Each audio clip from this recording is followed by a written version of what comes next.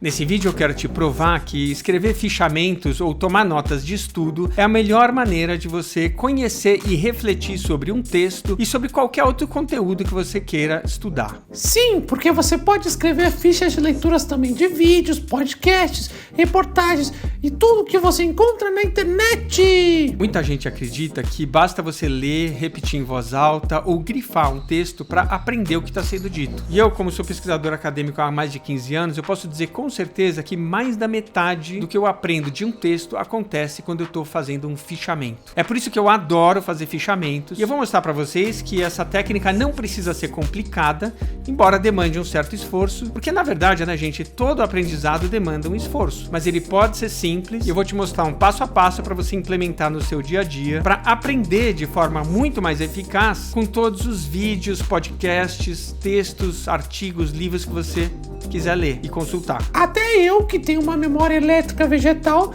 preciso fazer fichamentos.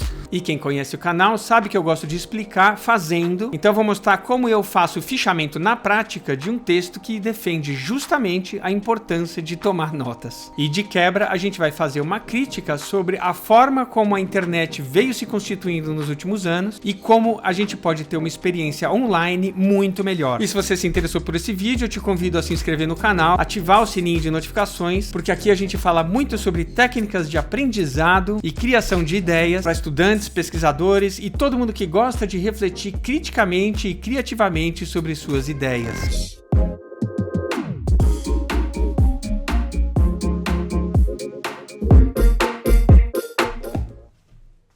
Gente, e para fazer esse fichamento, eu vou usar um aplicativo chamado Obsidian, mas você pode usar qualquer outro. Eu gosto do Obsidian porque ele é gratuito, fácil de começar a usar e altamente customizável. E se você quiser um vídeo comparando o Obsidian com outras alternativas no mercado, eu recomendo para você o vídeo que está aqui no topo da tela. E o texto que a gente vai ler é um dos primeiros que defendeu a ideia de jardins digitais e foi escrito pelo pesquisador de tecnologia Mike Caulfield, que também é um educador digital. E foi justamente a partir desse e de outros textos que começaram a surgir os aplicativos de tomada de nota como o Obsidian, o Notion, o Logseq e vários outros. É um texto de 2015, mas ele continua atual e vocês vão entender por quê. E a gente vai partir do texto grifado aqui na parte esquerda da tela só em amarelo para simplificar. Mas se você quiser saber como eu grifo um texto, tem um vídeo aqui no topo da tela que explica melhor. E só de consultar esses textos grifados, a gente já vai ter uma boa ideia do que o Mike Caulfield quer dizer. Se vocês quiserem, vocês podem pausar o vídeo e ler um pouquinho do que está grifado a cada momento. E outra observação é que eu usei uma série de funcionalidades do Obsidian para obter essa aparência. Em primeiro lugar, escondendo vários elementos da interface. Depois, eu importei a página web onde está esse texto para dentro do meu Obsidian. Converti para o formato Markdown, que é uma formatação simples, que inclusive a inteligência artificial que eu tenho dentro do Obsidian consegue ler. Mas inteligência artificial eu vou falar em outro vídeo futuro, que talvez já esteja aqui linkado no topo da tela. E também eu usei um outro plugin para traduzir esse texto para o português. Então o que a gente vai ler, na verdade, gente, é uma tradução feita por inteligência artificial, tá? E essa é a passagem que diz claramente o objetivo do texto. O grifo mais aqui embaixo está dizendo que ele vai fazer um contraste entre duas figuras, a do jardim e a do rio. Isso vai ficar mais claro daqui a pouco, mas no grifo de cima ele já está explicando um pouquinho o que ele quer dizer com rio. Ele vai associar essa imagem ao que ele chama de web social, que é a mistura de blogs, Twitter, Facebook, fóruns, Instagram, redes sociais, né?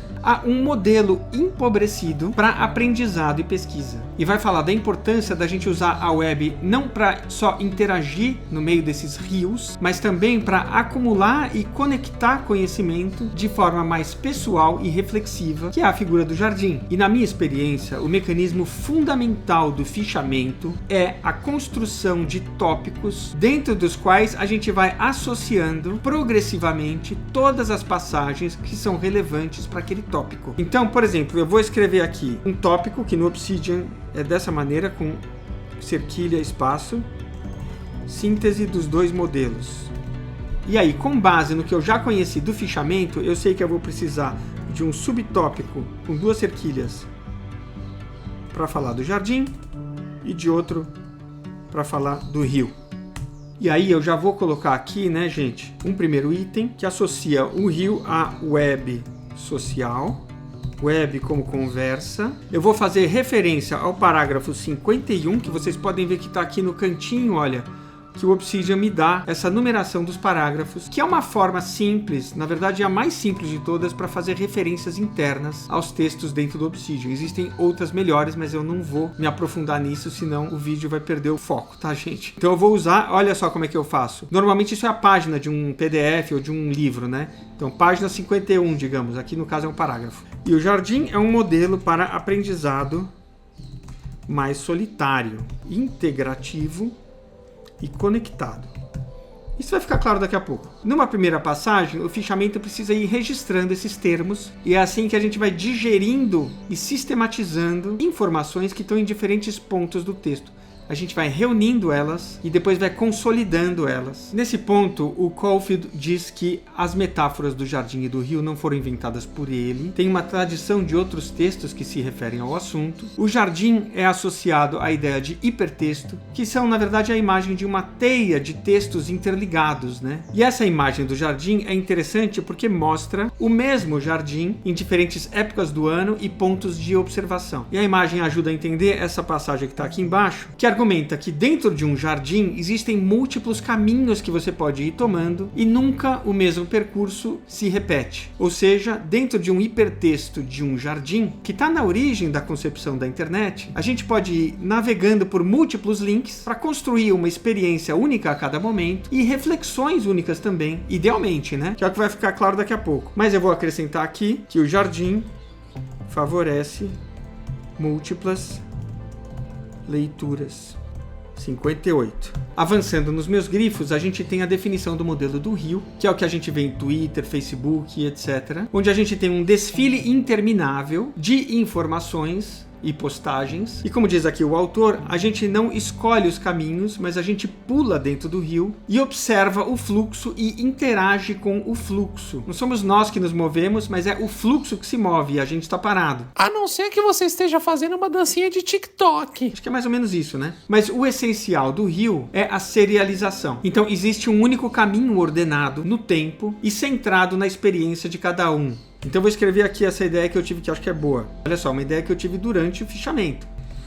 Usuários parados, fluxo em movimento, 68. E aqui eu já vou modificar para dizer usuário em movimento. Escolhendo caminhos com múltiplas leituras. E aqui acho que é importante também registrar conteúdo seriado, né, no rio. E nessa outra parte do texto, né, gente, ele fala que, na verdade, a internet quase inteira se transformou num rio. Ele entende até mesmo os e-mails como uma espécie de rio ou de fluxo de informações. E, importante, ele diz que o rio é inóspito para estranhos. Quer dizer, ele é construído sob medida a cada momento para cada um. E para você entender o que está acontecendo, você tem que ir para frente e para trás na série de informações para contextualizar o que está sendo dito, para poder interagir na web. E isso convoca a uma retórica, né? A uma argumentação, ao que ele já tinha dito ali no parágrafo 51, como uma web como conversa, né? Então eu vou associar aqui a um estímulo, a retórica e autoafirmação, como está aqui no texto também aí mais adiante, né? Persuasão e argumentação. E isso está entre os parágrafos 70 a 72. Olha como é que eu anoto, né? Eu faço isso também com páginas de PDF, né, e livros. Falo o intervalo onde essa informação pode ser encontrada depois. Se eu quiser, né, voltar ao original, né, gente? Isso acontece com alguma frequência. Eu não sei qual que é o uso que eu vou fazer desse fichamento no futuro. Mas como vocês podem ver, ele diz também que o modelo do rio, apesar de dominante, é inadequado para alguns usos que ele vai mostrar daqui a pouco. E para falar sobre o jardim, ele remete a um texto de 1945, que é considerada uma das primeiras visualizações do que seria a internet. Esse autor aqui, chamado Vannevar Bush, né? Ele imagina uma máquina chamada Memex. Aí, indo aqui mais para frente, que armazena dezenas de livros, e dentro do Memex você poderia tomar notas, escrever suas notas pessoais e integrar dentro dessa rede de livros, criando um rastro de interesse, como vocês podem ver aqui, né? Bonita essa palavra, né? Constrói um rastro de interesse através do labirinto de materiais disponíveis para ele. Então, eu vou acrescentar aqui no jardim, né? Que o jardim permite acrescentar informações relacionadas em cada ponto do percurso.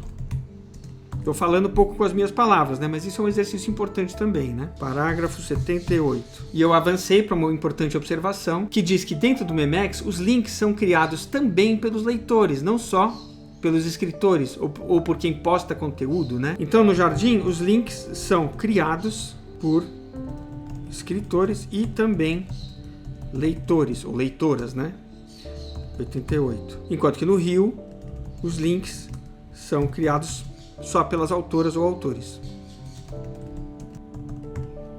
E um pouquinho antes ele fala uma coisa muito interessante, ele diz que esse modelo do Jardim é o que nós acreditamos em geral que é a internet. Mas ele diz que a internet na verdade não é assim hoje em dia. Ela se transformou predominantemente num modelo de Rio, onde a gente não consegue alterar os conteúdos que lê, tomar notas desses conteúdos com facilidade e nem criar as conexões entre as diversas páginas e informações. O Caulfield, então, se diz impressionado com essa ideia do Memex, não porque ela tenha acontecido, mas porque ela não aconteceu. Isso não quer dizer que você pode ficar impressionado por tudo que não aconteceu, senão você ia ficar impressionado toda hora. Nesse outro ponto, ele argumenta que na web conversacional, a gente fica obcecado em argumentar e contrapor pontos de vista dentro desse modelo do fluxo, né? E é uma ferramenta de autoexpressão, em vez de uma ferramenta de pensamento. É forte isso, né, gente? Então eu vou acrescentar aqui autoexpressão,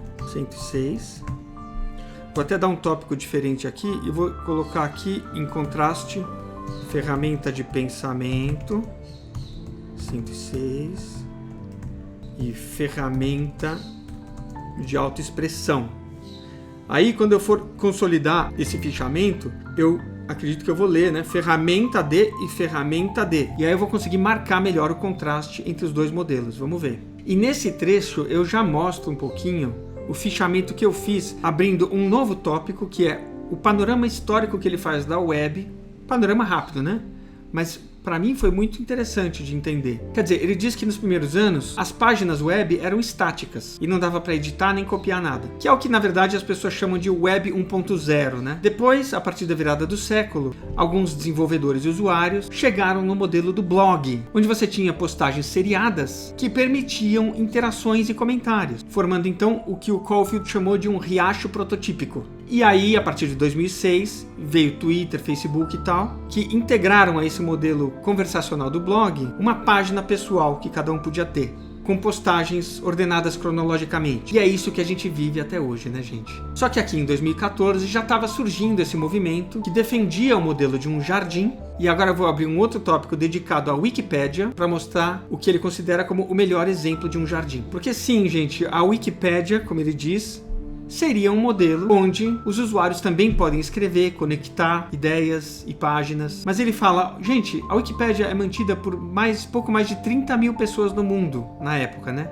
Não sei como está hoje. Enquanto a gente tem bilhões de pessoas usando o Facebook. Então, realmente, o modelo do jardim é minoritário e a gente sabe da utilidade da Wikipédia para se inteirar sobre vários assuntos, né? Apesar, claro, da gente ter que fazer isso com certa cautela e tal. Vou colocar aqui 126, 127. E olha aqui, um pouco acima ele fala que a gente ficou obcecado com a corrente, com a nossa própria voz, né? Com o argumento que a gente está tentando fazer. E implicitamente, né? O que o texto está dizendo é que as nossas ferramentas tecnológicas influem na maneira como nós pensamos, né? O que é um desdobramento da crítica, né, gente? De que o pensamento e a reflexão não estão separados da prática, das tecnologias que a gente usa para pensar. Isso para mim faz todo sentido. E um ponto alto do texto, que não apareceu aqui ainda no fichamento, é esse trecho, por exemplo, onde o Caulfield faz um relato pessoal para mostrar como é a experiência que ele tem online dentro desses dois modelos. E como vocês podem ler aqui, ele estava no contexto universitário e tentou buscar uma referência que explicasse melhor como funciona o governo estadual e local e a questão dos subsídios para favorecer o desenvolvimento. E ele não encontrou nenhum site que explica isso de forma clara e consolidada, mas inúmeros posts transitórios, escritos rapidamente nas redes sociais. E eu tenho certeza que todos nós já tivemos essa experiência, né? Eu quero me informar sobre um determinado assunto e não acho uma página web que explica isso com clareza. Hoje em dia, claro, a gente tem inteligência artificial que dá uma consolidada na coisa, né? Mas com todos os problemas e implicações que isso traz. Ou seja, não é uma consolidação feita por humanos, né? Então eu escrevi esse outro trecho do fichamento, que também diz, na verdade, né, que o Caulfield não considera o riacho como uma coisa que não é importante. Ele diz que é importante. Ele ama o riacho, inclusive, ele fala em algum momento. Mas ele não é nada apropriado para construir reflexões pessoais e consolidar informações no tempo. Ele é bem apropriado para selfies e lacração. E como vocês podem ver, gente, o que a gente está fazendo aqui é usando um jardim, né? Eu tenho uma nota do texto original, eu estou construindo um fichamento referenciado na nota original, e agora aqui no alto da nota eu vou fazer algumas observações, inclusive vou relacionar com as fichas que eu tenho sobre Zettelkasten. Então no Obsidian a gente faz assim, cria um link, Zettelkasten, fichas de ideias, relação com a discussão sobre. Pronto.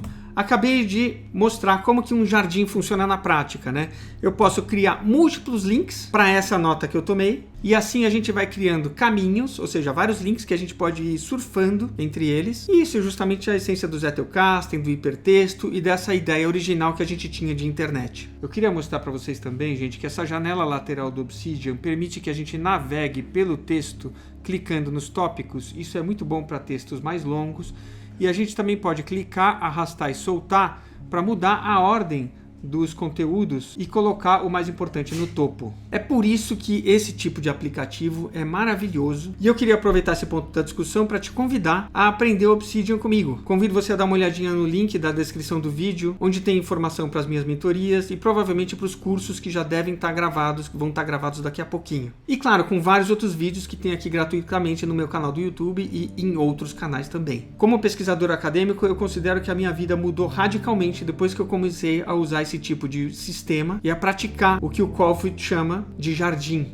Ele foi um dos que cunhou esse termo, ajudou a cunhar, né? O que eu queria enfatizar aqui é, por exemplo, dentro desse tópico jardim, eu elenquei passagens que estão em vários pontos diferentes do texto, né? E vocês viram como eu fui fazendo isso de maneira orgânica, progressiva, sem precisar estabelecer de antemão quais são os tópicos que eu vou escrever. E eu fui abrindo esses tópicos com o tempo. E isso tem muito a ver com o método morfogênico que eu explico aqui no canal, porque o fichamento também é algo que toma forma à medida que se desenvolve, que é justamente o que a gente fez aqui, abrindo tópicos na medida em que a gente sentia necessidade e alocando as diversas passagens onde a gente acha pertinente. É isso que quer dizer o termo morfogênico, né? Algo que toma forma à medida que se desenvolve. E depois de rever tudo que eu escrevi, de repassar os trechos selecionados no fichamento, eu consegui fazer essa tabela sintética que eu não teria conseguido fazer se eu tivesse só lido ou grifado o texto, né? Então olha só como ficou claro, né, gente? Em termos de organização, o riacho envolve um fluxo linear, o jardim uma teia de links. O conhecimento no riacho é mais fragmentado e efêmero, no jardim é mais consolidado e mais de longo prazo. A participação do usuário, do leitor, da leitora, é ditada pelo fluxo, num caso, e envolve múltiplas escolhas no outro. O estado de espírito no riacho é argumentativo e opinativo, e no jardim é mais reflexivo. E o riacho conecta pessoas e o jardim está mais focado em conectar informações. Eu gosto muito de montar essas tabelas, sabe, gente? Com os termos-chave, né? Assim, sempre que eu precisar voltar para esse fichamento, basta eu bater o olho aqui que eu entendi a essência do texto. Nem sempre é tão fácil de montar isso, né? Mas na maior parte dos casos, o fichamento nos leva a isso, né? E garante que a gente vai entender muito melhor o texto e resgatar ele muito mais rapidamente no futuro. Gente, e vale a pena fazer uma reflexão sobre todo e qualquer texto ou movimento argumentativo de um vídeo, podcast, porque sempre que a gente está consultando uma explicação produzida por outro, essa explicação é linear. Engraçado, né, que tem semelhança com o riacho. Mas o que acontece quando a gente tenta expor linearmente um conteúdo é que a gente precisa ir fazendo referências em diferentes pontos do texto a uma mesma coisa, ideia, informação, imagem e assim por diante. Então, por exemplo, um texto que fosse relacionar diferentes frutas